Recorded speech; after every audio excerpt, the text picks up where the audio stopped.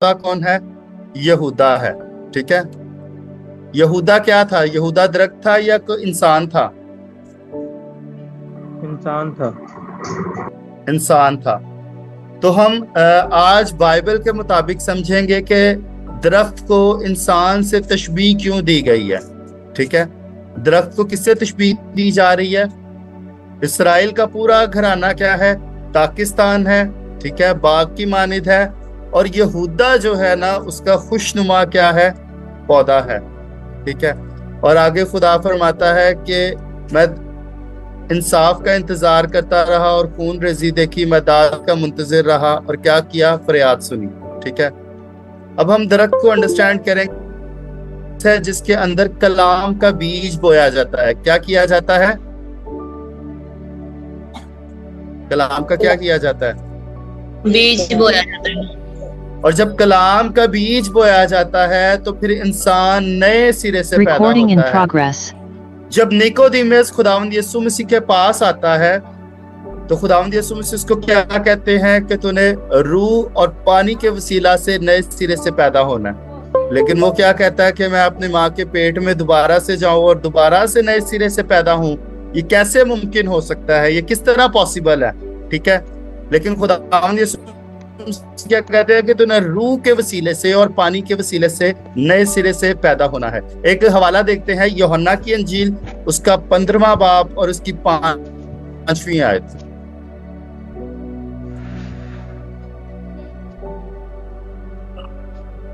यूहन्ना की इंजील उसका 15वां बाब और उसकी 5वीं आयत।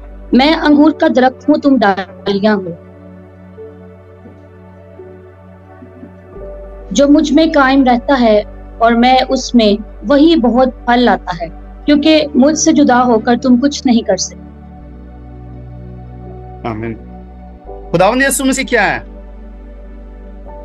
अंगूर का खुदावंद यीशु मसीह क्या है? खुदावंद यीशु मसीह ने कहा कि अंगूर का हकीकी दरख्त मैं हूँ और तुम मेरी क्या हो? डालियां। मेरी डालियां।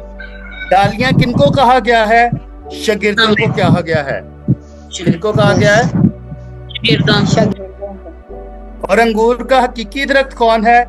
मसीह खुद है। और डाली कौन है? उसके शागिर्द हैं। ठीक है, और खुदावंद यीशु मसीह कहते हैं कि जो डाली मुझ में कायम रहती है वो बहुत सा फल लाती है। कौन बहुत सा फल लाती है? वो डाली जो मसीह में कायम रहती है। और मसीह यहाँ पर किसकी मानिद है? दरख्त की मानिद है। बनी यहूदा किसकी मानिद है? दरख्त की मानिद है। जी, बनी यहूदा दरख्त की मानिद है। इसराइल का घराना पाकिस्तान है। ठीक है, इसराइल का घराना पाकिस्तान है और बनी यहूदा जो है वो दरख्त की मानिद है। ठीक है, यानी कि अंदरूनी शख्स जो कलाम के बीज दोबारा पैदा होता है। किसकी वसीला से दोबारा पैदा होता है? कलाम के बीज के वसीला से दोबारा, यानी नए सिरे से पैदा होता है। वो क्या है? अंदरूनी शख्स है। और हमने खेत लास्ट क्लास में सीखा था। खेत क्या है?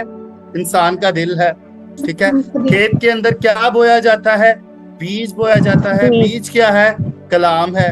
और कलाम कितनी कैटेगरी के हैं? कलाम 2 कैटेगरी के हैं। एक खुदा का कलाम है और दूसरा किसका कलाम है? इब्लीस का कलाम है। ठीक है, अब डिसाइड इंसान ने करना है कि वो अपने दिल में किस तरह के बीज को बोता है। डिसाइड किसने करना है? इंतखाब किसने करना है?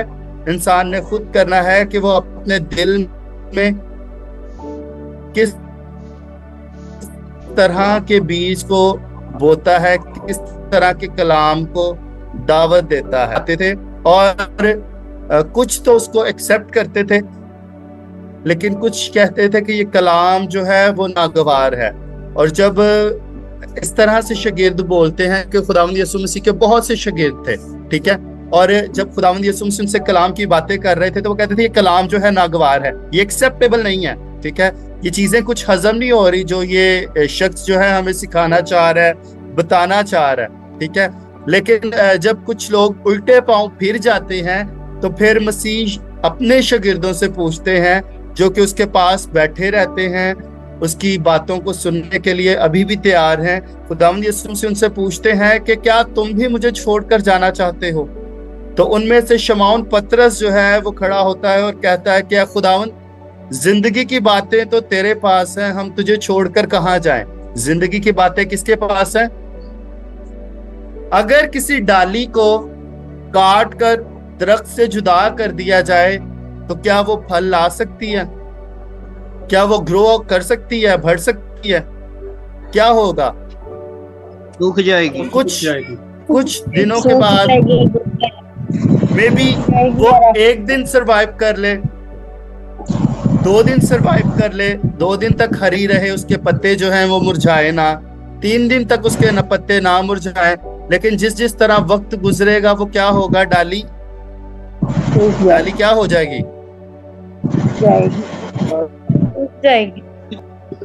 जी, डाली जो है वो सूख जाएगी। अपने माइक्स को म्यूट कर लें, बहुत ज्यादा डिस्ट्रॉशन है, किसी की तरफ से बहुत ज्यादा जो है वो डिस्टरबेंस हो रही है। जी, थैंक यू सो मच। डाली क्या होगी? सूख जाएगी। लेकिन खुदावंद यीशु मसीह कहते हैं कि जो अंगूर का हकीकी दरख्त मैं हूं और तुम मेरी डालियां हो, और जो डाली मुझ में कायम रहती है वो क्या करती है? बहुत सा फल लाती है। ठीक है, हिस्कियल की किताब उसका 47वां बाब और उसकी 12वीं आयत पढ़ेंगे। यहां तक कोई बात समझ ना आई हो आपको? क्लियर है? अंदरूनी शख्स क्या है? अंदरूनी शख्स समझा दे। अंदरूनी शख्स क्या है? अंदरूनी शख्स जो है वो दरख्त की मानिद है, जो कलाम के बीच से दोबारा यानी कि नए सिरे से पैदा होता है। आमीन जी, रहीना। जी सर। हिजकिय्याह की किताब 47वां बाब और उसकी 12वीं आयत। और दरिया के किनारे उसके दोनों किनारों पर हर किस्म के मेवादार दरख्त उगेंगे, जिनके पत्ते कभी ना मुरझाएंगे और जिनके मेवे कभी माकूफ ना होंगे। वो हर महीने नए मेवे लाएंगे, क्योंकि उनका पानी मक़दस में से जारी है और उनके मेवे खाने के लिए, उनके वाह के लिए होंगे। आमीन आमीन। पत्ते यहाँ पर किस चीज का काम कर रहे हैं? पत्ते किस लिए होंगे? दुआ का काम करेंगे, मेडिसिन का काम करेंगे, शिफा देंगे। पत्ते क्या करेंगे?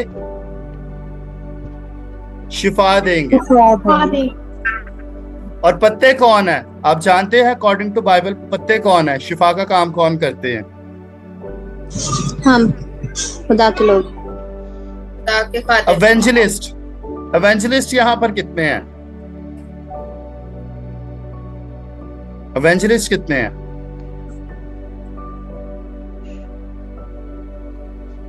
जी, किरण साहिबा आप एवेंजलिस्ट हैं? किरण दानिश साहिबा। सर अभी तो हमने स्टार्ट किया है। जी, साइमन साहब आप इवेंजलिस्ट हैं? सजावल साहब आप इवेंजलिस्ट हैं? पत्ते क्या कर रहे हैं? इवेंजलिस्ट क्या कर रहे हैं? कौमों को क्या कर रहे हैं? शिफा दे रहे हैं, शिफा का काम कर रहे हैं। ठीक है, अब एक और वर्स को देखते हैं, पहला बाब उसकी 18वीं आयत।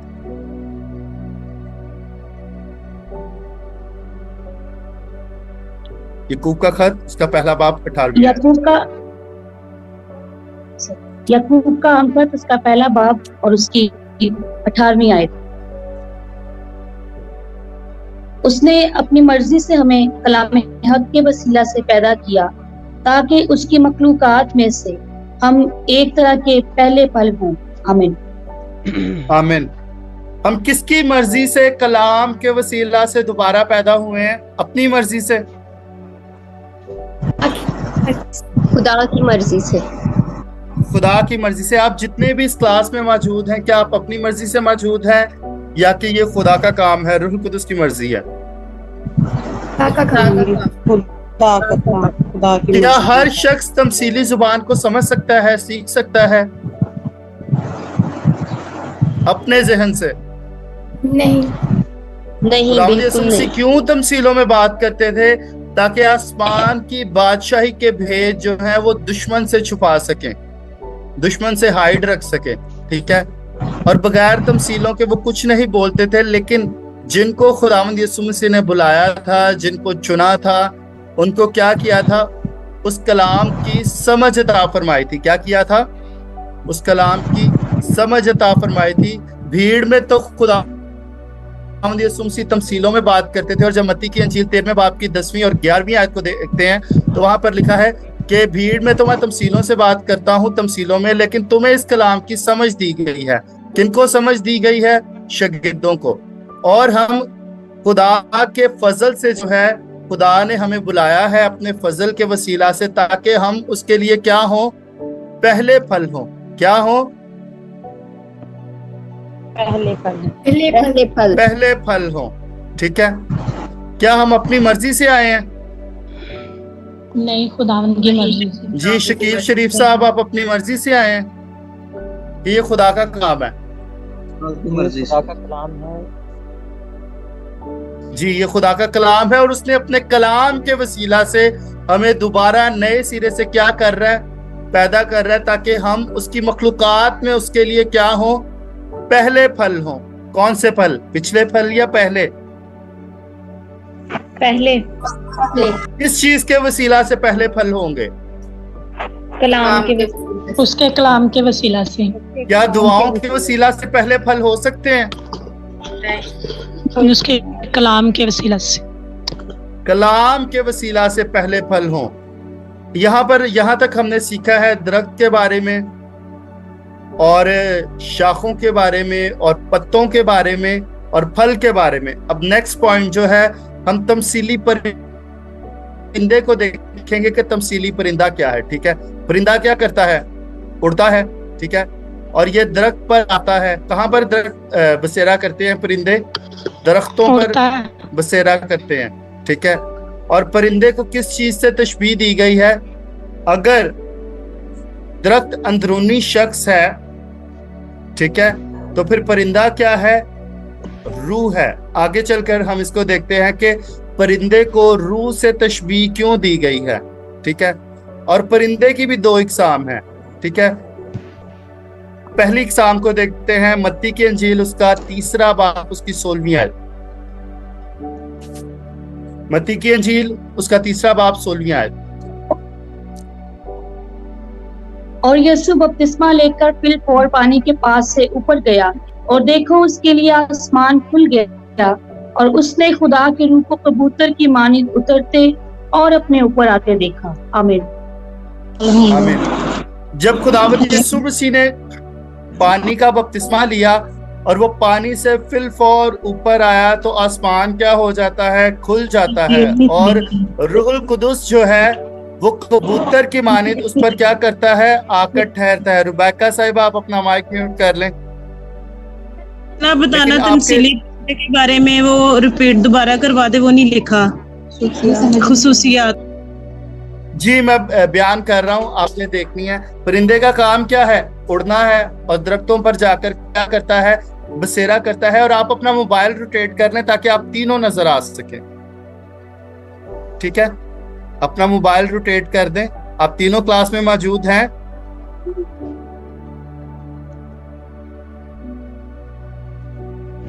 जी, वेरी गुड। परिंदे का काम क्या है? जिस्मानी खसूसियात क्या है?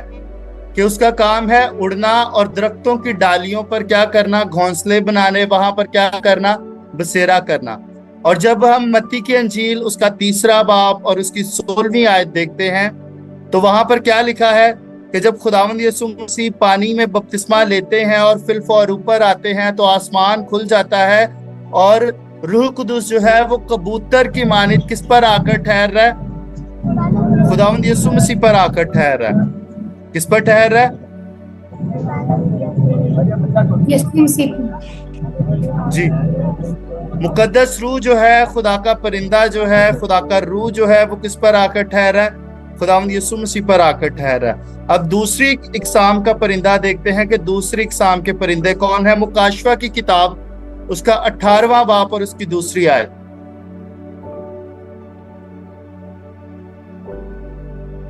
मुकाशवा की किताब उसका 18वां बाब। उसने बड़ी आवाज से चिल्लाकर कहा कि गिर पड़ा बड़ा शहर बाबुल गिर पड़ा और शैतान का मस्कन और हर नापाक रूह का अड्डा और हर नापाक और मकरूह परिंदे का अड्डा हो गया। आमीन आमीन। वहां पर हमें क्या नजर आ रहा है? हर तरह की नापाक रूह, हर तरह का नापाक परिंदा। कितने हमने इकसाम सीखी हैं परिंदे की? कितनी इकसाम देख रहे हैं? 2। पहली इकसाम कौन सी है? पहली किस्म कौन सी है? खुदा के पास, खुदा का रूह। और खुदा के रूह का हमें जिक्र कहाँ पर मिलता है?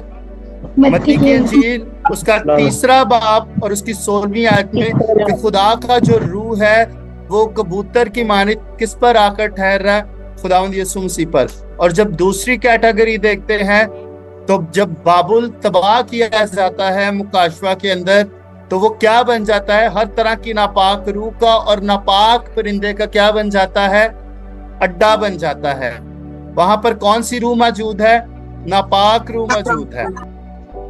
कौन सी रूह मौजूद है? नापाक रूह, नापाक और बुरी रूह। नापाक और बुरी रूह का क्या बन जाता है? अड्डा बन जाता है। आगे इस चीज को मजीद समझने के लिए हम देखते हैं दरख्त की 2 इकसाम। आदम के वक्त में देखते हैं पैदाइश की किताब उसका 2 बाब और उसकी 9वीं आयत। जी, पैदाइश की किताब उसका 2 बाब 9वीं आयत। और खुदावंद खुदा ने हर दरख्त को जो देखने में खुशनुमा और खाने के लिए अच्छा था जमीन से उगाया और बाग के बीच में हयात का दरख्त और नेकोबद की पहचान का दरख्त भी लगाया। आमीन। जी, खुदा ने हर तरह के पौधे उगाए, हर तरह के दरख्त उगाए, लेकिन बाग के बीच में क्या कौन से 2 दरख्त लगाए?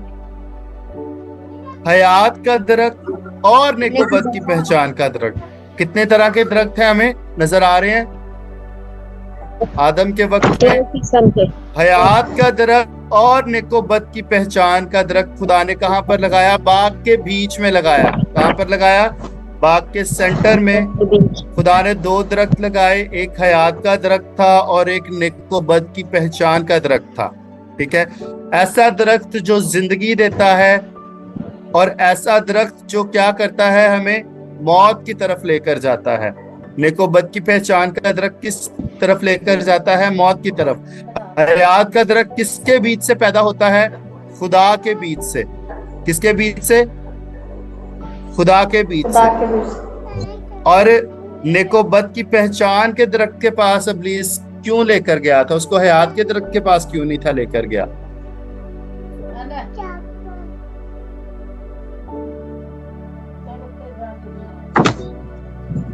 जी, कोई नहीं बताएगा?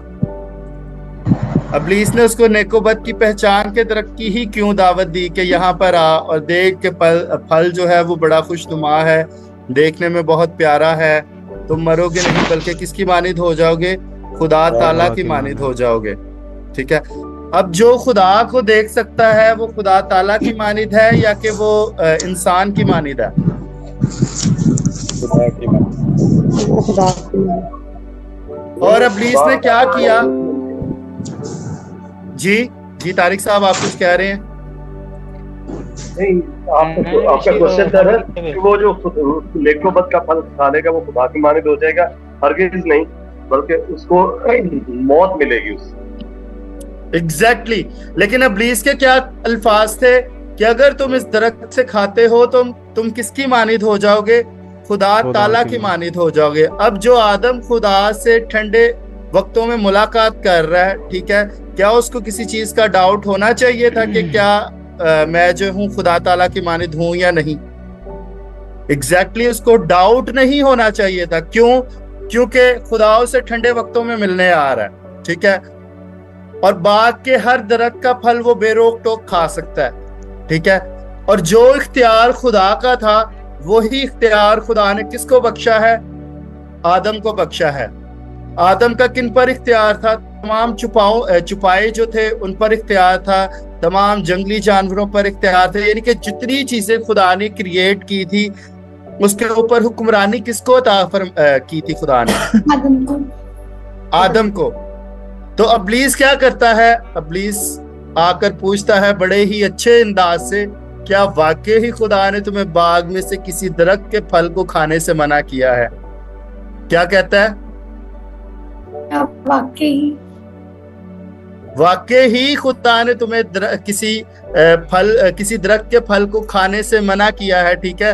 और हवा आगे से क्या आंसर करती है कि हम बाग के हर दरख्त का फल जो है वो बेरोक टोक खा सकते हैं, हाँ, लेकिन बाग के बीच में जो दरख्त है इसका फल खाने से हमें खुदा ने क्या कर दिया है? मना कर दिया है। इब्लीस कहता है इधर आ, मेरी बात सुन, देख ये फल को देख, ये कितना खूबसूरत है, देखने में कितना खुशनुमा मालूम होता है, ठीक है। अगर तू इसको खाएगी तो तू क्या हो जाएगी? खुदा ताला की मानिद हो जाएगी, तेरी आंखें खुल जाएंगी, ठीक है।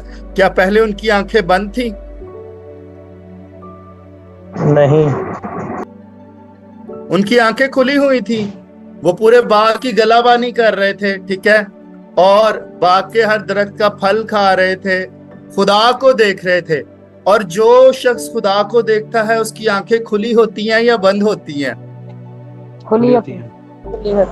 लेकिन जब लेकिन वो बुराई को नहीं देख सकता, बुराई को नहीं देख सकता, बुराई नजर नहीं थी आ रही, तो फिर इब्लीस ने प्लान बनाया कि इनको ये चीज ट्राई करवाई जाए ताकि इनकी जो है ये बुराई को ज्यादा अच्छे तरीके से अंडरस्टैंड करें।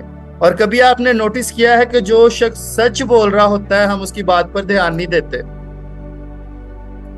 और जो झूठ बोलता है और जो बड़ी बड़ी बातें करता है, लुभाने वाली बातें करता है दिल को, हम उसको एक्सेप्ट भी करते हैं और उसकी तरफ अट्रैक्ट भी होते हैं। अट्रैक्शन जो है हमारी उस शख्स की तरफ होती है कि वाह जी वाह, ये कितनी अच्छी बातें कर रहा है, कितनी बड़ी बड़ी बातें कर रहा है, ठीक है।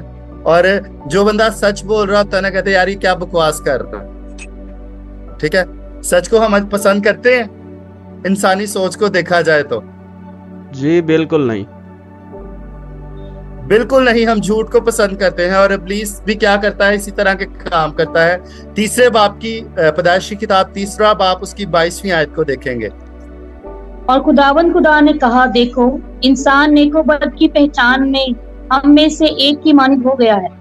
अब कहीं ऐसा ना हो कि वो अपना हाथ बढ़ाए और हयात के दरख्त से भी कुछ लेकर खाए और हमेशा जीता रहे। आमीन, आमीन। अब खुदा यहाँ पर फरमाते हैं जब आदम और हवा उस फल को खा लेते हैं तो खुदा क्या कहता है कि अब कहीं ऐसा ना हो कि इंसान दोबारा से अपना हाथ बढ़ाए और हयात के दरख्त में से कुछ लेकर उसको खाए और क्या करे? जीता रहे। क्या करे? हमेशा तक जीता रहे, यानी कि दोबारा गुनाह के साथ जो है, मौत के साथ जो है, वो जिंदगी को भी हासिल कर ले। पैदाइश की किताब 2 बाब 17वीं आयत को पढ़ेंगे। और आदम से उसने कहा, चूंकि तूने अपनी बीवी की बात मानी और उस दरख्त का फल खाया जिसकी बाबत मैंने तुझे हुक्म दिया था कि उसे ना खाना, इसलिए जमीन तेरे सबब से लानती हुई। मुशक्कत के साथ तू उम्र भर इसकी पैदावार खाएगा। आमीन, आमीन। खुदा ने उसको क्या कहा था कि तू जिस रोज इस फल दरख्त से खाएगा तो क्या होगा? मर जाएगा, तो मुशक्कत करेगा। और तीसरी आयत में 22वीं आयत में देखते हैं कि खुदा ने कहा कि ये नेको बद की पहचान में हम में से एक की मानिद हो गया। किसकी मानिद हो गया था इंसान नेको बद की पहचान में? खुदा की मानिद। खुदा तो बदी को देख नहीं सकता, किसकी मानिद बन गया था? एग्जैक्टली। बहुत से लोग जो है इस आयत को इस तरह से बयान करते हैं कि जब खुदा फरमाता है कि इंसान नेको बद की पहचान में हम में से एक की मानिद हो गया, तो बहुत से लोग इसको इस तरह से अंडरस्टैंड करते हैं कि शायद वो खुदा ताला की मानिद बन गया था, ठीक है। लेकिन अगर हम खुदा ताला को जानते हैं, खुदा बाप को जानते हैं, तो खुदा तो बदी को देख नहीं सकता, ठीक है। तो फिर हम किस तरह से कह सकते हैं कि इंसान जो है वो खुदा की मानिद हो गया था?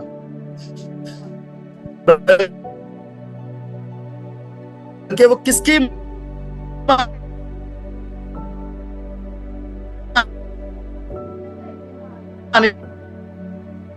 बन गया? तब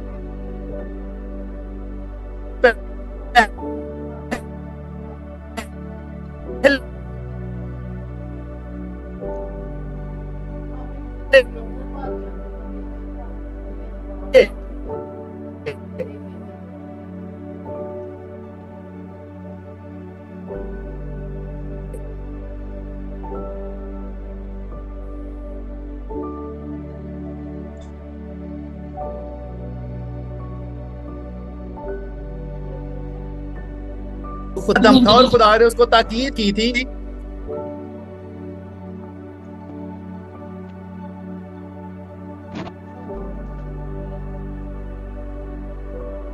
वो हयात के दरख्त में से कुछ लेकर खा जाता तो क्या वो बदी के बदन से रिहाई को हासिल कर सकता था?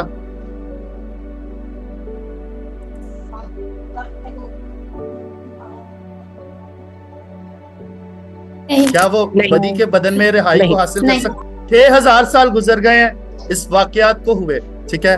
और अगर आज आदम की उम्र 6000 साल होती तो वो किस तरह का नजर आता?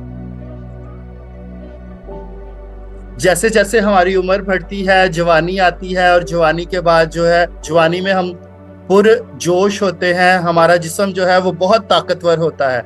लेकिन जैसे जैसे वक्त गुजरता है हमारी हड्डियां क्या हो जाती हैं? कमजोर हो जाती हैं, ठीक है। और हड्डियां कमजोर होने के बायस हमारी जो स्किन है वो भी ढिलक जाती है, झुलस जाती है। और अगर आदम होता तो क्या वो ना तड़पता मौत के लिए? ठीक है। तो खुदा के फैसले जो हैं वो रास्त हैं। खुदा ने क्या कहा? जिस रोज तूने नाफरमानी की, इस फल में से खाया तो मरा। और इसी के सबब से जो है क्या आई थी? मौत आई थी। किसके सबब से मौत आई थी? आदम के सबब से मौत आई थी, ठीक है।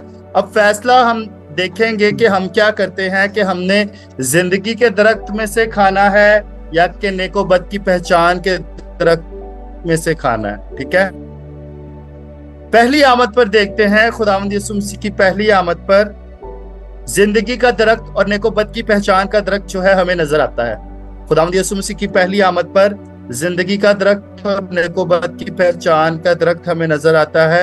हम देखते हैं यूहन्ना की इंजील उसका 15वां बाब और उसकी पहली आयत। यूहन्ना की इंजील उसका 15वां बाब और उसकी पहली आयत। अंगूर का हकीकी दरख्त मैं हूँ और मेरा बाप बागबान है। आमीन आमीन। खुदावंद यीशु मसीह क्या फरमा रहे हैं कि अंगूर का हकीकी दरख्त मैं हूँ और मेरा बाप क्या है? बागबान है। खुदावंद यीशु मसीह किसके बीच से पैदा हुए थे? खुदा के कलाम के बीच से, लिखा कि खुदा के बीच से पैदा हुए थे। जी, खुदा के बीच से पैदा हुए थे। क्यों खुदा के बीच से पैदा हुए थे? क्योंकि इसके बारे में प्रोफेसीज की गई थी। और आगे हमने यसाया में भी इसके बारे में पढ़ा है कि बनी इस्राएल जो है वो पाकिस्तान है और बनी यहूदा क्या है? इसका खुशनुमा पौधा है। और खुदावंद यीशु मसीह क्या कह रहे हैं कि अंगूर का हकीकी दरख्त मैं हूँ। खुदावंद यीशु मसीह किस कबीले में से आए थे? यहूदा के कबीले से। यहूदा के कबीले में से आए थे। और यहूदा क्या है? खुदा का खुशनुमा पौधा है। खुदा का पाकिस्तान कौन है? बनी इस्राएल है। और यहूदा क्या है? उसका खुशनुमा पौधा है। और यहाँ पर खुदावंद यीशु मसीह इस प्रोफेसी को पूरा कर रहे हैं कि अंगूर का हकीकी दरख्त मैं हूँ और बाप मेरा क्या है? बागबान है। जब हमने इस साया में पढ़ा था तो खुदा का पाकिस्तान कौन है? इस्राएल का घराना है। और उसका खुशनुमा पौधा कौन है? यहूदा है, बनी यहूदा है। और जब खुदावंद यीशु मसीह आए थे तो वो किस कबीले में से थे? यहूदा के कबीले से उनका ताल्लुक था। और खुदावंद यीशु मसीह उस प्रोफेसी को बयान कर रहे हैं कि अंगूर का हकीकी दरख्त मैं हूँ और मेरा बाप क्या है? बागबान है। खुदावंद यीशु मसीह किस घराने में से थे? यहूदा के घराने में से थे, ठीक है। और किनके यहूदा का ताल्लुक किससे था? इस्राएल से था, ठीक है। और इस्राएल के कितने कबीले थे? 12 कबीले थे। लेकिन फजीलत किसको दी? जी, फजीलत किसको दी जा रही है? बढ़ाया किसको जा रहा है? यहूदा को बढ़ाया जा रहा है। तो उसमें जो नबूवत की गई थी बेसिकली वो खुदावंद यीशु मसीह की बाबत की गई थी कि यहूदा जो है उसका खुशनुमा क्या है? पौधा है। और इस्राएल का घराना क्या है? खुदा का पाकिस्तान है। और यहाँ पर यहूदा का जो घराना है, यहूदा की नस्ल से जो आया था जिस्मानी एतबार से, वो क्या कह रहा? अंगूर का हकीकी दरख्त मैं हूँ और मेरा बाप क्या है? बागबान है। यीशु मसीह किसकी मानित थे? अंगूर के हकीकी दरख्त की मानद, जिंदगी के दरख्त, खुदावंद यीशु मसीह बाप की मानद, दरख्त की अंगूर का मानद। हकीकी दरख्त। यहाँ पर दरख्त की बात हो रही है, ठीक है। और खुदावंद यीशु मसीह क्या कह रहे हैं कि मैं क्या हूँ? दरख्त हूँ, हकीकी दरख्त, चुना हुआ दरख्त, ओरिजिनल दरख्त मैं हूँ, ठीक है। यूहन्ना की अंजील उसका 14वां बाब 6 आयत। यीशु ने उससे कहा कि राह और हक और जिंदगी मैं हूँ, कोई मेरे वसीला के बगैर बाप के पास नहीं आता। आमीन। आमीन। यीशु ने उससे क्या कहा? राह, हक और जिंदगी क्या है? मैं हूं, और कोई मेरे वसीला के बगैर बाप के पास नहीं आता। जिंदगी का दरख्त कौन है? खुदावंद यीशु मसीह है। और यहाँ पर खुदावंद यीशु मसीह जो है बयान करते हैं कि राह, हक और जिंदगी मैं हूं। जो मेरे साथ है वो खुदा के पास आ सकता है, और मेरे वसीला के बगैर, यानी कि मुझे एक्सेप्ट किए बगैर कोई भी बाप के पास नहीं आ सकता। जी, यूहन्ना 15 बाब उसकी 5वीं आयत। मैं अंगूर का दरख्त हूँ, तुम डालियां हो। जो मुझ में कायम रहता है और मैं उसमें, वही बहुत फल लाता है।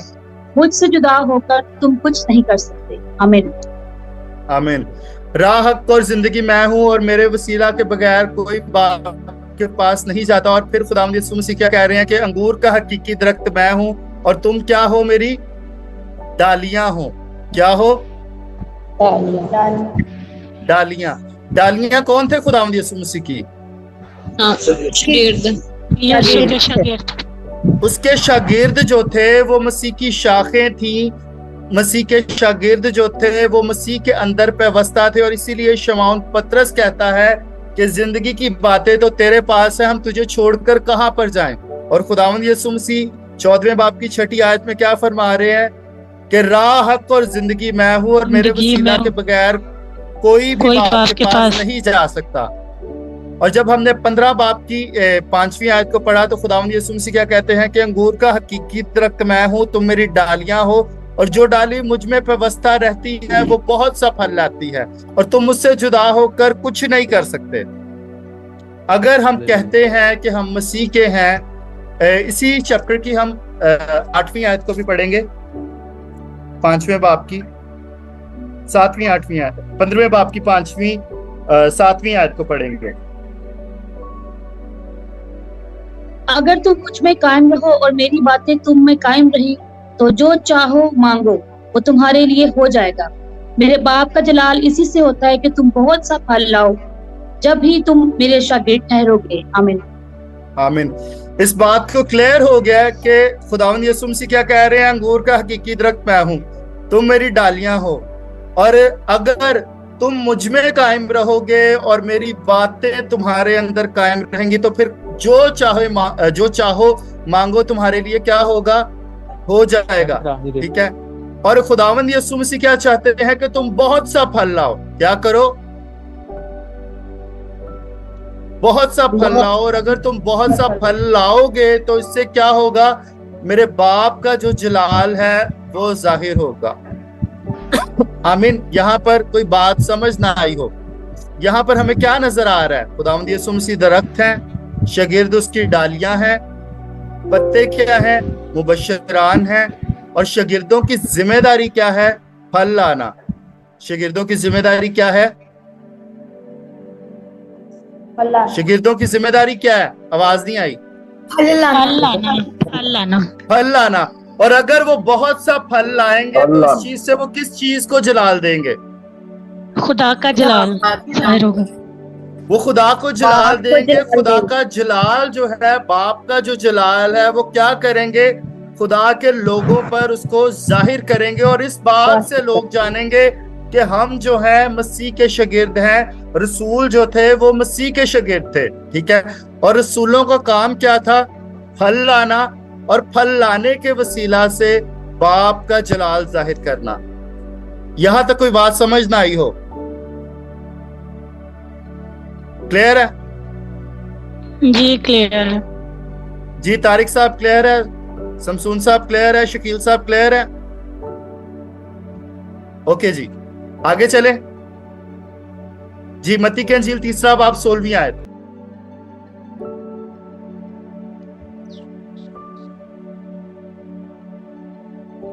और यीशु बपतिस्मा लेकर फिलफोर पानी के पास से ऊपर गया, और देखो उसके लिए आसमान खुल गया, और उसने खुदा के रूप कबूतर की मानिंद उतरते और अपने ऊपर आते देखा। आमीन आमीन। और जब खुदावंद यीशु मसीह ने बपतिस्मा लिया और आसमान खुल गया, और खुदावंद यीशु मसीह क्या देख रहे हैं कि खुदा का रूह जो है वो कबूतर की मानिंद किसके ऊपर आकर ठहर रहा है? मसीह के ऊपर आकर ठहर रहा है। और अंगूर का हकीकी दरख्त कौन है?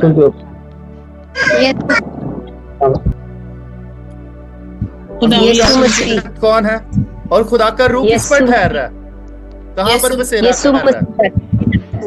यीशु मसीह पर खुदा का रूह जो है बसेरा कर रहा है। अगर खुदावंद यीशु मसीह दरख्त है तो फिर परिंदे क्या कर रहे हैं? मुकद्दस रूह उस पर आकर बसेरा कर रहा है। ठीक है, अब हम एक और वर्स को देखेंगे, अपने मेन रेफरेंस को देखेंगे। मत्ती की अंजील उसका 13वां बाब उसकी 31वीं से 32वीं आयत।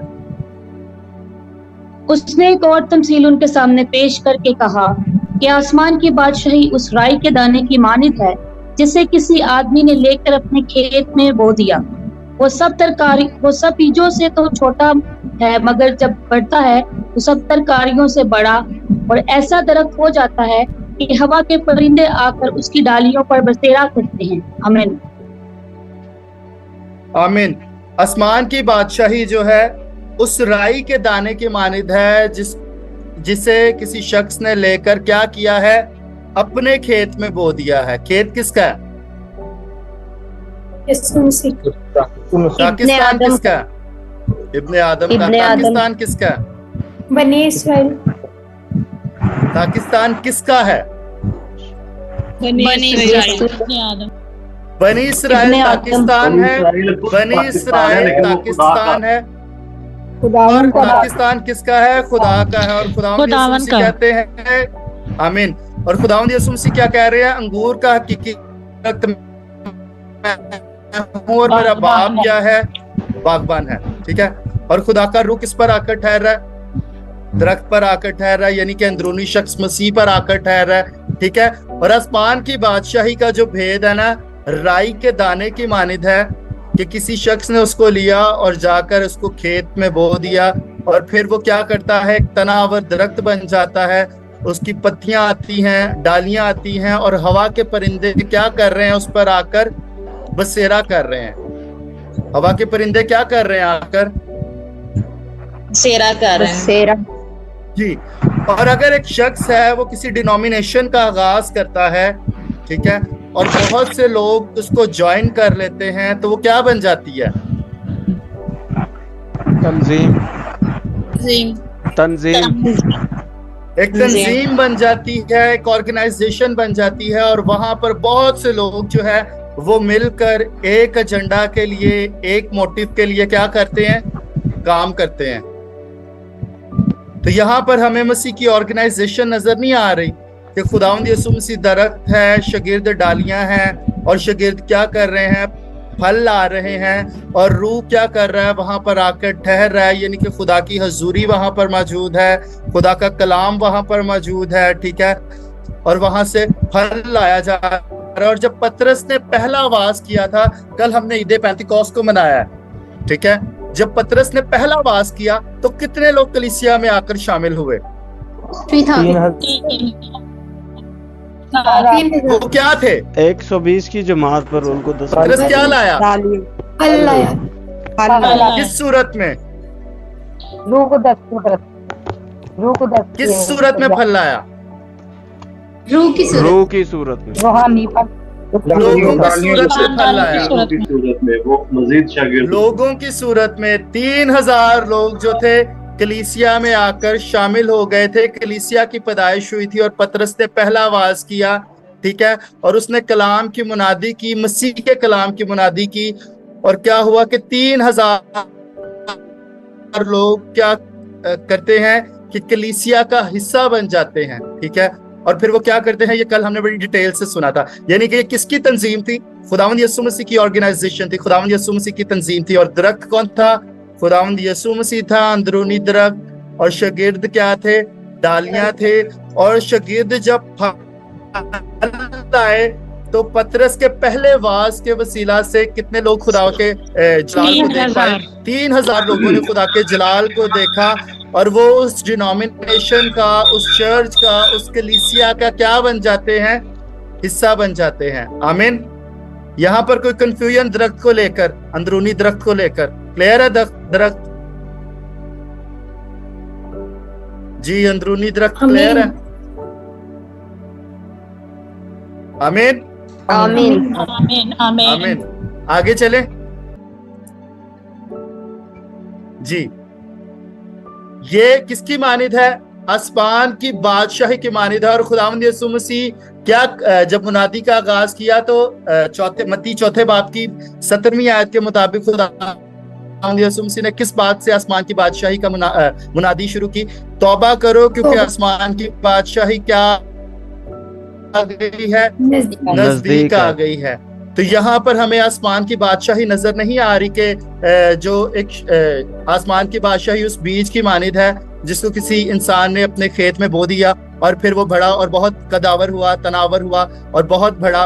और फिर क्या होता है कि वहां पर हवा के परिंदे आकर बसेरा करते हैं, डालियां निकलती हैं, फल आते हैं। और जब खुदावंद यीशु मसीह ने बपतिस्मा लिया तो खुदा का रूह किस पर था? खुदावंद यीशु मसीह पर था। और उसके शागिर्द क्या थे? डालियों की माने थे। और जब वो फल लाए तो उस चीज से क्या जाहिर हुआ? खुदा का जलाल जाहिर हुआ। तो क्या आप इस भेद को पहले अंडरस्टैंड, भेद को, और भेद किन पर खोले जाते हैं? शागिर्दों पर।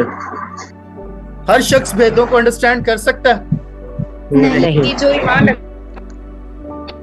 और अगर हम अपने आप को शागिर्द की तरह पेश नहीं करते और ईमान नहीं रखते तो क्या ये भेद हम पर खुल सकता था? नहीं, हरगिज़ नहीं।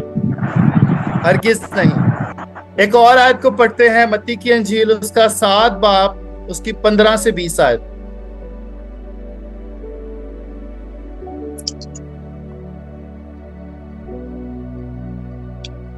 झूठे नबियों से खबरदार रहो जो तुम्हारे पास भेड़ों के भेष में आते हैं मगर बातिन में फाड़ने वाले भेड़िए हैं। उनके फलों से तुम उनको पहचान लोगे। क्या झाड़ियों से अंगूर या ऊंट कटारों से अंजीर तोड़ते हैं? इसी तरह हर एक अच्छा दरख्त अच्छा फल लाता है और बुरा दरख्त बुरा फल लाता है। अच्छा दरख्त बुरा फल नहीं ला सकता, ना बुरा दरख्त अच्छा फल ला सकता है। जो दरख्त अच्छा फल नहीं लाता वो काटा और आग में डाला जाता है। बस उनके फलों से तुम उनको पहचान लोगे। आमीन आमीन। किस चीज से दरख्त पहचाना जाता है? फल के जरिए। फलों से, फल के जरिए से। और बहुत से लोग जो है नजर आते हैं खुदा के खादमों की तरह और अंदरूनी तौर पर क्या होते हैं? वो फाड़ने वाले भेड़िए होते हैं। कौन होते हैं? झूठे नबी होते हैं। ठीक है। और फल किस चीज से पहचाना जाता है? दरख्त किस चीज से पहचाना जाता है?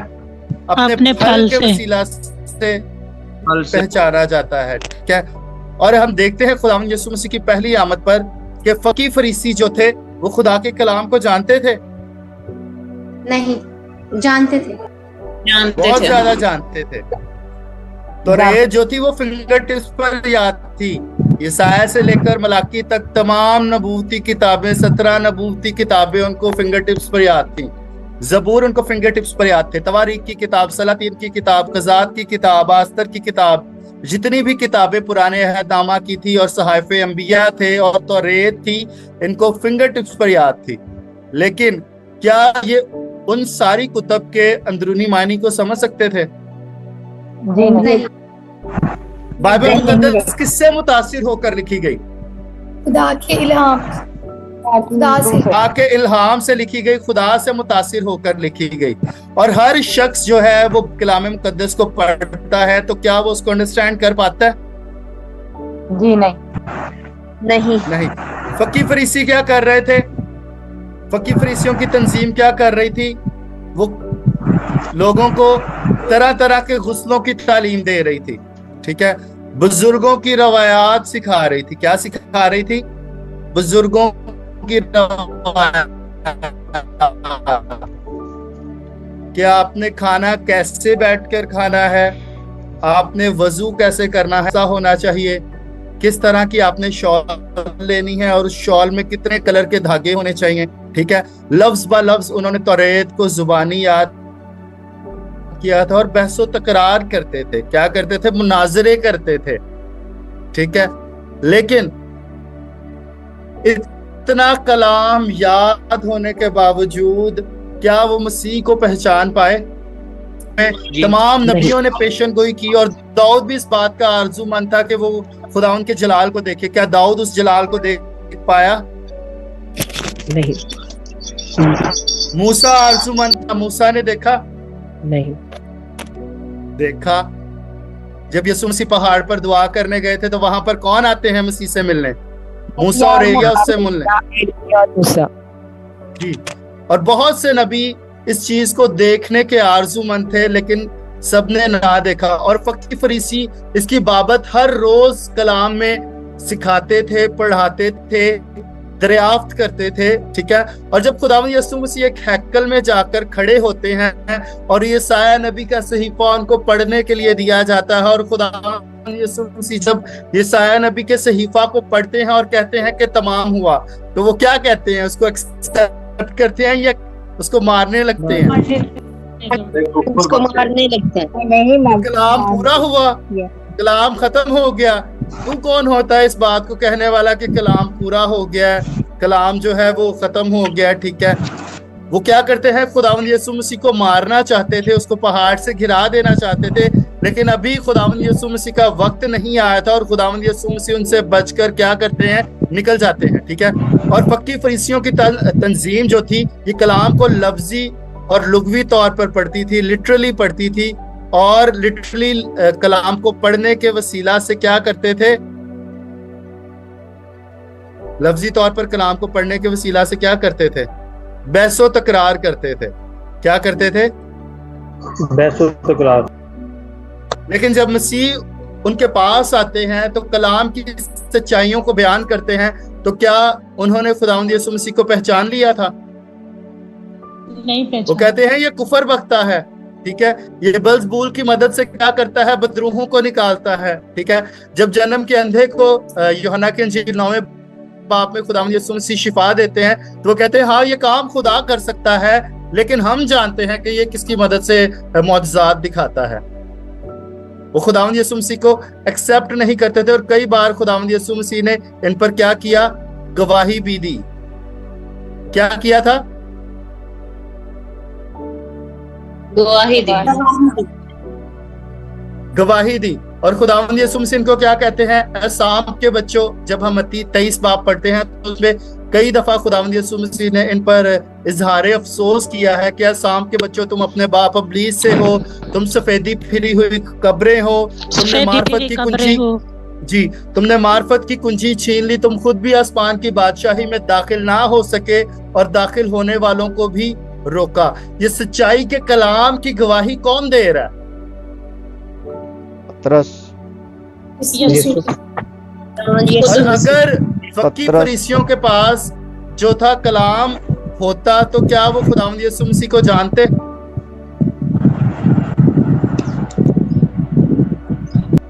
अगर फकीह फरीसियों के पास खुदा का कलाम मौजूद होता तो वो खुदावंद यीशु मसीह को जानते? डेफिनेटली जानते, ठीक है। और हम देखते हैं कि फकीह फरीसियों का ताल्लुक किसके साथ था? इब्लीस के साथ था। और ये क्या करते थे? मूसा की तौरेत को बयान करने से ज्यादा जरूरी समझते थे बुजुर्गों की रवायात को आगे लेकर चलना, बुजुर्गों की रवायात को सिखाना, ठीक है। मेंस मेड टीचिंग को, यानी कि इंसानी तालीमात को लोगों तक पहुंचाते थे, ना कि खुदा के कलाम की सच्चाइयों को इन पर खोलते थे। और फिर तरह तरह के जिन कामों को ये खुद नहीं कर सकते तो उनका बोझ किन पर डाल दिया जाता था? कलीसिया पर डाल दिया जाता था, ठीक है। जो जुआ ये खुद नहीं उठा सकते थे, ये किनके कंधों पर रख देते थे? कलीसिया के कंधों पर रख देते थे। कलीसिया पर उस चीज का बोझ डाल दिया जाता था।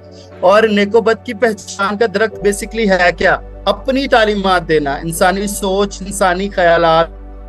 और फिर ये कहते हैं क्या ऐसा ही कलाम में लिखा है? जैसे इब्लीस कहता है क्या वाकई ही तुम्हें खुदा ने जो है बाग में से किसी दरख्त के फल को खाने से मना किया? उसने कहा नहीं नहीं, अगर तुम इसमें से खाओगे तुम तो खुदा ताला की मानिद बन जाओगे। ठीक है, तो जब फल खाया गया तो क्या वो खुदा ताला की मानिद बन गए? इब्लीस ने क्या कर दिया उनके साथ? जिस्मानी तौर पर क्या हो गए? नंगे हो गए। इब्लीस ने क्या किया? उनको नंगा कर दिया।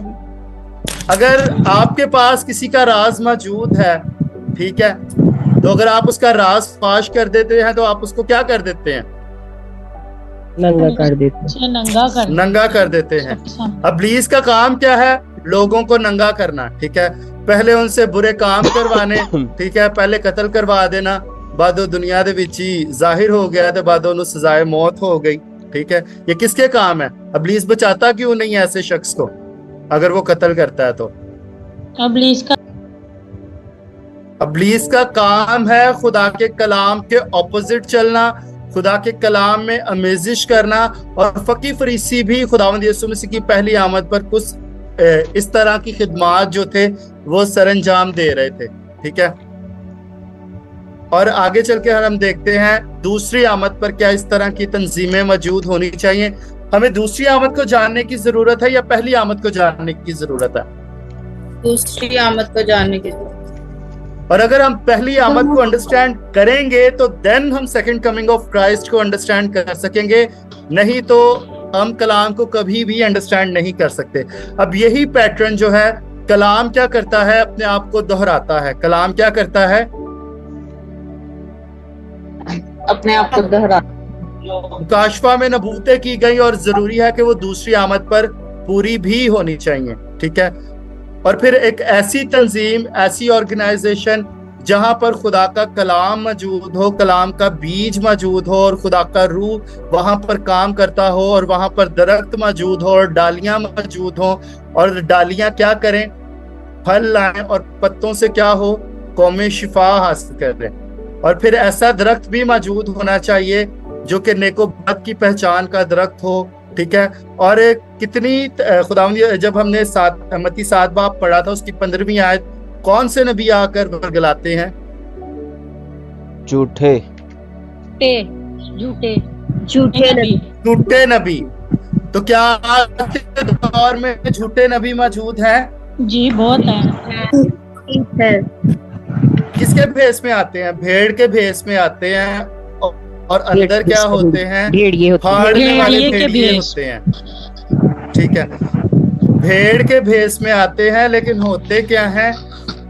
भेड़िए होते हैं। अगर भेड़ भेड़िए को देख लेगी तो भाग नहीं जाएगी या उधर ही खड़ी रहेगी? जी भागी। तो फिर भेड़िया क्या करता है? भेष बदल कर आता है। किस भेष में आता है? भेड़ के भेष में आता है। और जब नजदीक आ जाता है ना, उसके साथ थोड़ा सा वक्त गुजार लेता है, फिर एकदम उसकी गर्दन पर जो है वो अपना जबड़ा डाल देता है, तो फिर भेड़ भाग सकती है? नहीं। तो क्या दूसरी आमद पर भी यही सारी सिनेरियो हमें नजर नहीं आ रहा? जिंदगी का दरख्त क्या है? जिंदगी का दरख्त किसकी डिनोमिनेशन थी पहली आमद पर? खुदा की। आदम कहाँ से आ गया पहली आमद?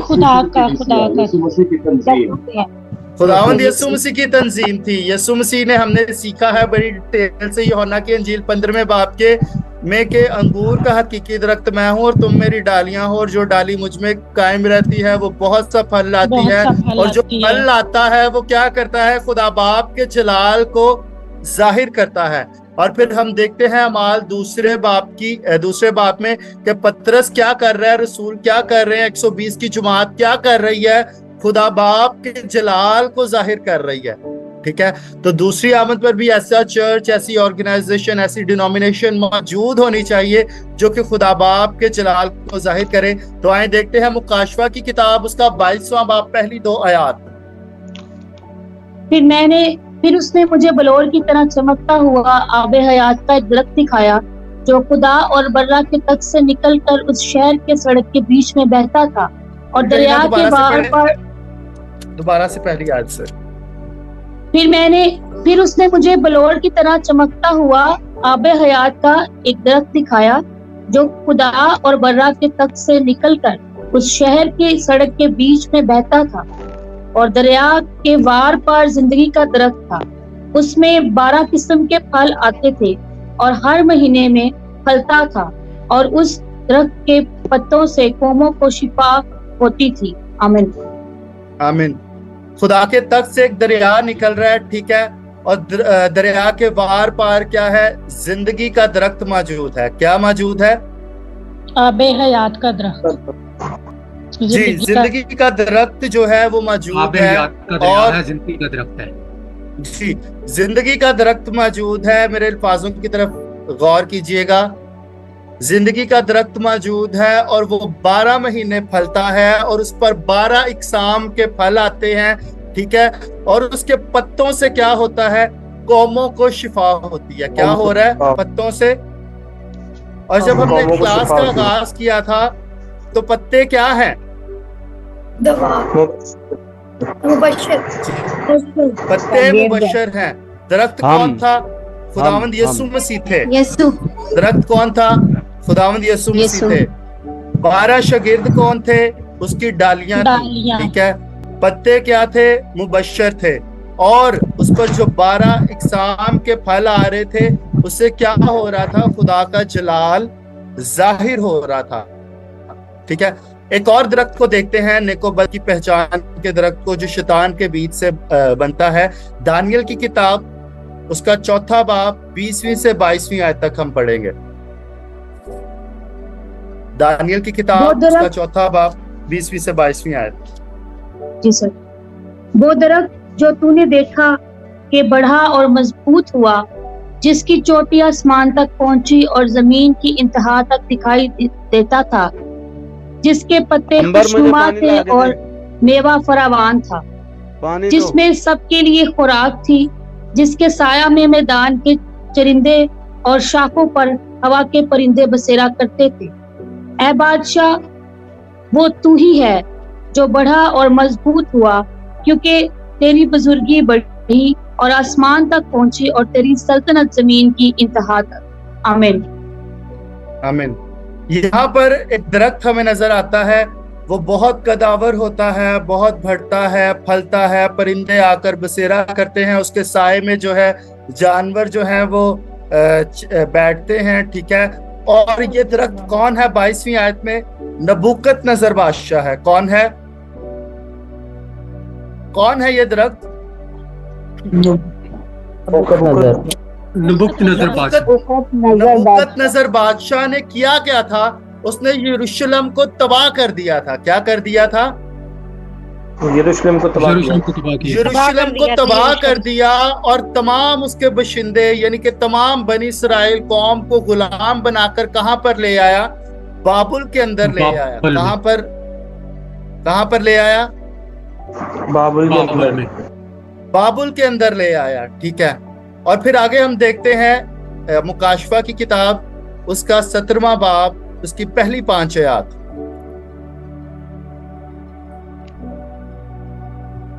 और उन 7 फरिश्तों में से जिनके पास 7 प्याले थे, एक ने आकर मुझसे ये कहा कि इधर आ, मैं तुझे उस बड़ी कसबी की सजा दिखाऊं जो बहुत से पानियों पर बैठी हुई है और जिसके साथ जमीन के बादशाहों ने हरामकारी की और जमीन के रहने वाले उसकी हरामकारी की मैल से मतवाला हो गए थे। बस वो मुझे रूह में जंगल को ले गया। वहां मैंने किरमजी रंग के हैवान पर, जो कुफर के नामों से लिपटा हुआ था और जिसके 7 सर और 10 सींग थे, एक औरत को बैठे हुए देखा। ये औरत अर्गवानी और किरमजी लिबास पहने हुए और सोने और जवाहर और मोतियों से आरास्ता थी और एक सोने का प्याला मकरूहात यानी उसकी हरामकारी की नापाकियों से भरा हुआ उसके हाथ में था और उसके माथे पर ये नाम लिखा हुआ था, राज बड़ा शहर बाबुल, कस्बियों और जमीन की मकरूहात की माँ। आमीन। आमीन।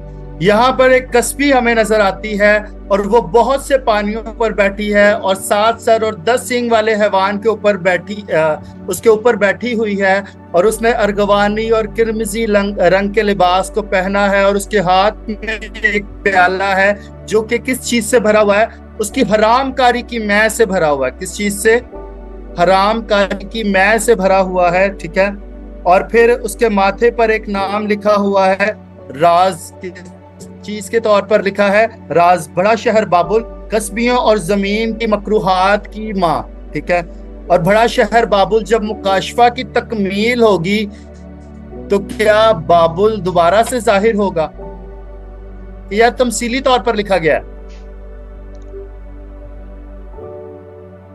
जी, दानियल की किताब का बादशाह जो नबुकदनजर बादशाह है, बाबुल शहर है, बड़ा शहर बाबुल, वो दोबारा से जाहिर होगा? नहीं। ये तमसीली तौर पर लिखा गया है।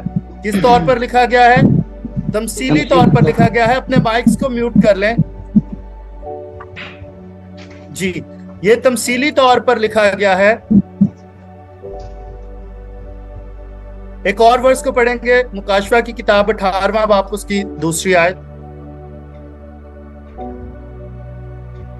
उसने बड़ी आवाज से चिल्लाकर कहा कि गिर पड़ा, बड़ा शहर बाबुल गिर पड़ा और शयातीन का मस्कन और हर नापाक रूह का गया। आमीन। आमीन। उस क्या होता है जब 18वें बाब की दूसरी आयत पढ़ते हैं तो वहां पर लिखा है कि बड़ा शहर बाबुल क्या हो गया? गिर पड़ा है। और वो किस चीज का अड्डा हो गया? हर नापाक रूह का और हर मकरूह परिंदे का क्या हो गया है? अड्डा हो गया है। ठीक है। और दानियल की किताब में हमने क्या देखा है? इसको दरख्त की मानी देखा है। और जब हमने 17वें बाब में पढ़ा है मुकाशफा की किताब में, तो इसने क्या किया है? इस कस्बी ने तमाम कौमों को अपनी हरामकारी की मै से मतवाला किया हुआ है। आप हरामकारी की मै के बारे में जानते हैं? कोई जानता है हरामकारी की मै के बारे में? इस कस्बी के बारे में, 7 सर 10 सींग वाले हैवान के बारे में जानता है, समुंदर के बारे में जानता है, इस राज को जानता है। ये बड़ा शहर बाबुल कौन सा है? बेसिकली मुकाशफा की किताब जो है ये तमसीली जुबान पर लिखी गई है और दूसरी आमद पर भी ऐसी चर्च, ऐसी ऑर्गेनाइजेशन होगी जिसने अपनी तालीमात के वसीला से लोगों को क्या कर रखा है? गुमराह कर रखा है। ठीक है। लोगों की सोचों पर पर्दा डाल दिया है ताकि वो खुदावंद यीशु मसीह के कलाम को दूसरी आमद पर, तमसीली कलाम को अंडरस्टैंड ना कर सके, जिसका खुदावंद यीशु मसीह यूहन्ना की अंजील उसके 16वें बाब और 25वीं आयत में वादा करते हैं कि अब तो मैं तुमसे तमसीलों में बात कहता हूँ, लेकिन वो वक्त आएगा कि तुम्हें बाप की खबर जो है वो साफ साफ दिया करूंगा। तो दूसरी आमद में खुदावंद यीशु मसीह ने किस तरह हमें कलाम देने का वादा किया है? तमसीलों में या साफ साफ? वाज़िया तौर पर, क्लियरली तौर पर।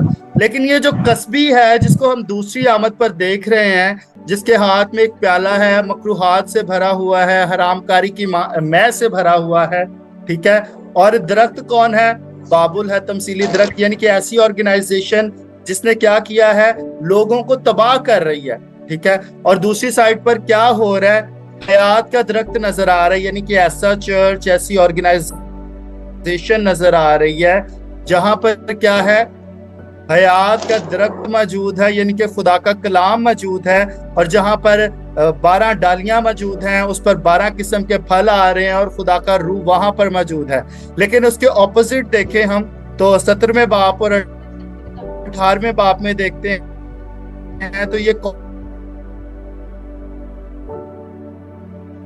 कौन सा आ रहा है? ठीक है। परिंदे जो है, नापाक परिंदे जो हैं, वो क्या कर रहे हैं? ऐसी चर्च, ऐसी ऑर्गेनाइजेशन पर बसेरा कर रहे हैं। तो कोई चाहता है कि हमारा ताल्लुक जो है वो ऐसी तंजीम के साथ हो जहां पर खुदा का कलाम मौजूद ही ना हो? नहीं। कोई चाहता है? तो आपने सोचना है, इस बात का ख्याल करना है कि आया हम जहां कहीं से तालीम पा रहे हैं वहां पर अकॉर्डिंग टू बाइबल जो है तालीम दी जा रही है, और वहां पर जो मुकद्दसीन हैं क्या वो फल ला रहे हैं? ठीक है। खुदा का घराना जो है वो ग्रो करना चाहिए। हयात के जिंदगी जो दरख्त है उसके मुताबिक खुदावंद यीशु मसीह की तंजीम जो थी वो डे बाय डे ग्रो की। पहला वाज किया पतरस ने, पहले कितने लोग मौजूद थे? 12 रसूल मौजूद थे, ठीक है। फिर उसके बाद 120 की जमात बनी, लोग जो हैं उसकी तंजीम का हिस्सा बन जाते हैं। फिर 5000 हो जाते हैं, ठीक है। और फिर जिस तरह खुदा का कलाम फैलता जाता है उस तरह जो है वो कलीसिया बढ़ती जाती है। मसीह का बदन जो है सब तरकारियों से भर जाता है और फैल जाता है, और हवा के परिंदे क्या करते हैं? उस पर आकर बसेरा करते हैं, और उस पर क्या आता है? बहुत सा फल आता है, ठीक है। और फल जब फल आता है तो उससे क्या जाहिर होता है? खुदा का जलाल जाहिर होता है। तो अब आपने गौर करना है कि क्या हमारी जिंदगियों के वसीला से खुदा का जलाल जाहिर हो रहा है। और अगर हम खुदा के नाम को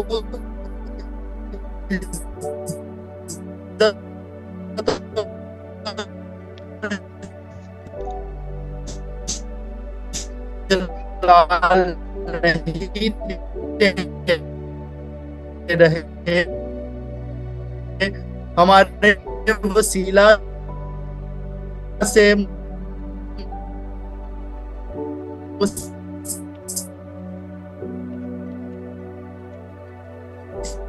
लोगों तक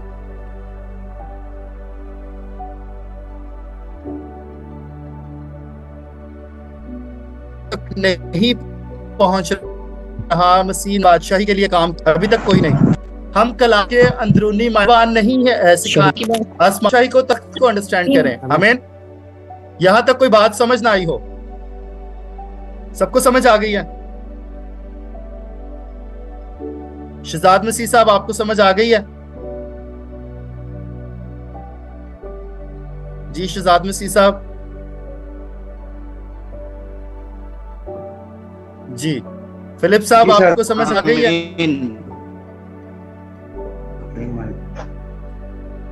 फिलिप साहब, आपको समझ आ गई है? जी तारिक साहब। जी सर। जमशेद साहब। जी सर, थैंक यू सर। आगे चले? Yes sir. जी, हम डबल चेक करते हैं आज की क्लास को। बीज का मतलब क्या है? बीज का मतलब बीज का मतलब क्या है? खुदा का कलाम। बीज का मतलब है कलाम। दो तरह का कलाम। एक खुदा का कलाम, खुदा यीशु मसीह का कलाम, और एक फकी फरीसियों की तालीम, यानी कि इंसानी सोच से लोगों को सिखाना, बुजुर्गों की रवायात से सिखाना, ठीक है। तो बीज का क्या मतलब है? कलाम है। खेत का क्या मतलब है? इंसान का दिल, चर्च।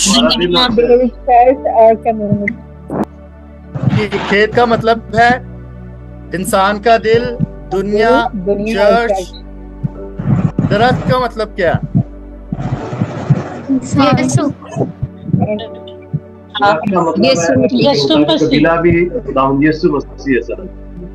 जी, दरख्त का मतलब है अंदरूनी शख्स जो कलाम के बीज से दोबारा पैदा होता है। अंदरूनी शख्स कौन है? जो कलाम के बीज से दोबारा पैदा होता है, और उसको दरख्त से तशबीह दी जाती है। और जब अंदरूनी शख्स कलाम के बीज से दोबारा पैदा होता है तो फिर वो क्या करता है? एक चर्च, एक ऑर्गेनाइजेशन को तख्लीक करता है, ठीक है। और फिर बहुत से लोग उसके साथ अटैच होते हैं, और फिर खुदा की खिदमत गुजारी का काम किया जाता है। और फिर पहले 50 लोग आते हैं, फिर 100 होते हैं, फिर 200 लोग होते हैं, और फिर एंड पे क्या बन जाती है? एक ऑर्गेनाइजेशन बन जाती है, जहां पर बहुत से लोग मिलकर खुदा के नाम को इज्जत और जलाल देने के लिए काम करते हैं। और इसी तरह एक और ऑर्गेनाइजेशन तख्लीक होती है जो कि मैन मेड टीचिंग से, इंसानी ख्यालात से, इंसानी तालीमात के वसीला से, और वो क्या करती है? खुदा के लोगों को डिस्ट्रॉय करती है। और फिर क्या करती है? मुनाजरे करती है और बहसो तकरार करती है, और बेसिकली कलाम को अंडरस्टैंड नहीं करती। वो किनकी तंजीम की मानिद होती है? फकी फरीसियों की तंजीम की मानिद। और किन की मानिद होते हैं वो लोग? झूठे नबियों की मानिद। किन की मानिद? झूठे नबी। अब आपने अपना ताल्लुक जो है वो हयात के दरख्त के साथ यानी कि ऐसी तंजीम के साथ कायम करना है जहां पर खुदा का कलाम मौजूद है, या कि झूठी तालीमात की तंजीम के साथ अपने आप को कायम करना? कलाम के साथ। काम दोनों कर रही हैं, फैसला आपने करना है।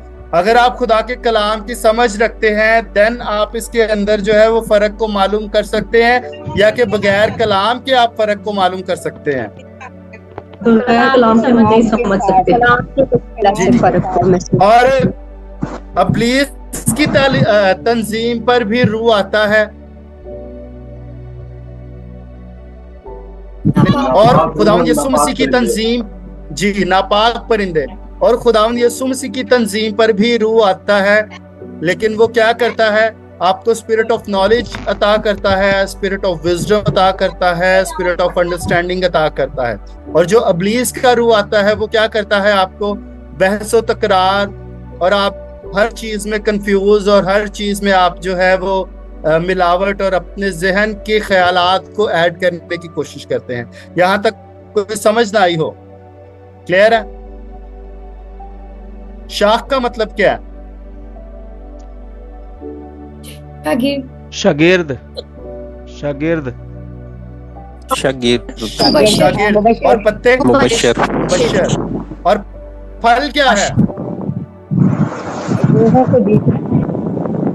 आने वाले नए लोग। कलाम से पैदा होना, आने वाले ऐसे मुकद्दसीन जो कलाम के वसीला से पैदा हो रहे हैं। तो क्या आप खुदा के कलाम के वसीला से नए सिरे से पैदा हो रहे हैं? कलाम के अंदरूनी मायने को जान रहे हैं, सीख रहे हैं, समझ रहे हैं? यस। आमीन। तो फिर तक हमारा चैनल सब्सक्राइब नहीं किया तो अभी सब्सक्राइब करें और बेल आइकॉन को क्लिक करके हमारी लेटेस्ट वीडियोस के बारे में अपडेट जानें।